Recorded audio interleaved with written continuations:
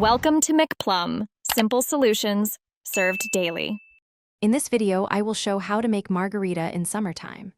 Start by measuring 2 Oz tequila, 1 Oz fresh lime juice, and 1 Oz triple sec into a shaker with ice.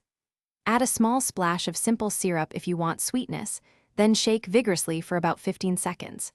Strain into a glass with a salted rim or over fresh ice, and garnish with a lime wheel for a bright finish. When summer calls for chill vibes, decide frozen versus on the rocks based on texture and time. For frozen, blend the base with plenty of ice until smooth and serve immediately to maintain slushiness. For on the rocks, shake with ice and strain over fresh cubes to keep clarity and tequila flavor. Taste and tweak sweetness with small increments of syrup, and always use fresh lime for the best citrus brightness. Brighten your summer margarita by experimenting with fruit, herbs, and rim styles in a relaxed way.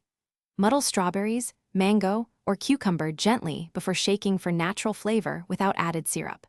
Try a salted chili rim if you like a savory contrast that accentuates lime and tequila notes.